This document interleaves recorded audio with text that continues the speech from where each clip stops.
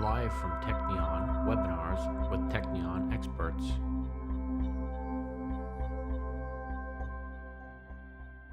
Why did we start processing foods and how did that affect us? We started to thermally process foods. We started to increase food safety by using fire to kill bacteria, decreasing morbidity and everything associated with the consumption of bad foods. We increased the bioaccessibility to extract nutrients from foods. Therefore, we had enough calories to survive, and we were at a surplus of calories that enabled us to develop higher brain functions. Our biggest immune organ is actually dispersed along the gastrointestinal tract. Our neural functions, we don't just have a big brain to think with. We also have a smaller brain in our gut. Processing helped us unleash the human potential. In my story, we were interested in ensuring the delivery of protein because this is one of the major challenges with seniors. When people reach a certain age, their muscles start to lose mass because of physiological changes. So they need to change their nutrition, but they don't want to change their lifestyle. We have things like alpha-lactalbumin and other proteins that get digested very, very efficiently in a healthy adult, but become very hard to digest for elderly people. From infancy to old age, we have to address the fact that people change and people are different even in the same group age. Males and females, people from different ethnicities have different tendencies to break down food and to respond to different nutrients. And we were looking into how can we try to introduce insects as an animal, as an alternative animal source. In this case, elderly actually digest some of those proteins actually more efficiently than healthy adults.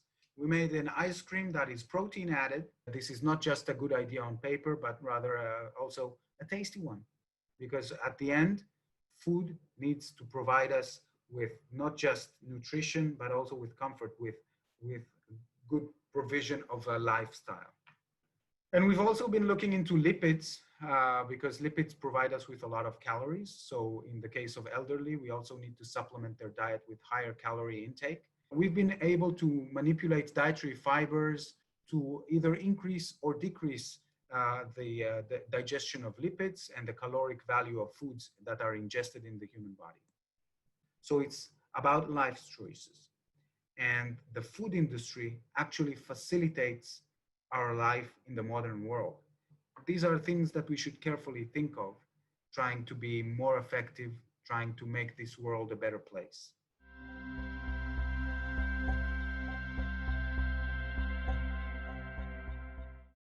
And when we wish to discuss and to design food processing for optimal health, we need, of course, to make sure that the food that we provide is safe. That's the basis. Thermally processing food, especially, was crucial to our development. And there are quite a few novel processing technologies. You can very broadly define them as non-thermal technologies, meaning that minimal heat is applied during this technology, and to electro technologies that actually use heat, but in a different way than the regular heat. One really non-thermal method is high pressure processing. This is the main method that I study. There are actually two high pressure technologies, the hydrostatic one or high pressure homogenization. And because of the higher pressures, we are obtaining an increased microbial inactivation, which is of course good from the safety point of view. We are studying also the utilization of high pressure processing, but we are not studying actually if it can preserve the product, if it can induce microbial inactivation. We should actually aim at engineering the process to give the maximum health benefit. And to do so, we should also take into account the digestion. So we decided to try it and study it in very simple systems that contain only polyphenols and some cell wall material of plants to give it a similarity to well processed juice or nectar. The different processing times, if it was thermal or high pressure, had a major impact on the relative bioaccessibility in the stomach. With high pressure processing provides a significantly larger bioaccessibility of those compounds, the compound responsible for the color of strawberries and many other similar products. On the other hand, when we are reaching the intestine, the small intestine, where those compounds should be absorbed, the difference between the different processing conditions became very small.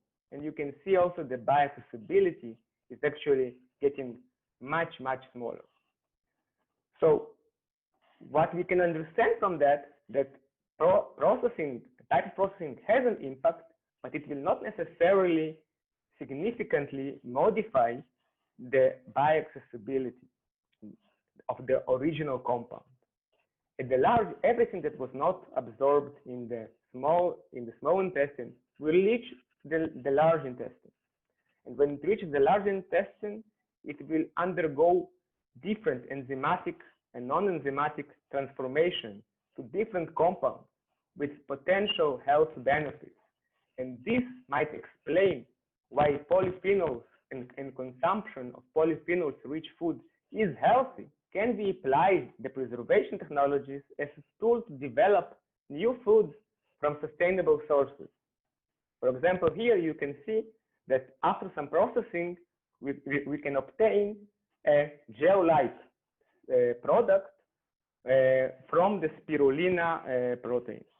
Can we use high pressure processing to obtain a tofu-like product, but from the proteins in this waste?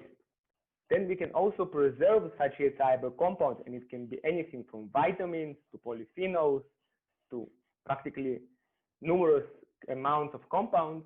We can preserve them because we do not need to apply heat during the formation of the gel-like structure.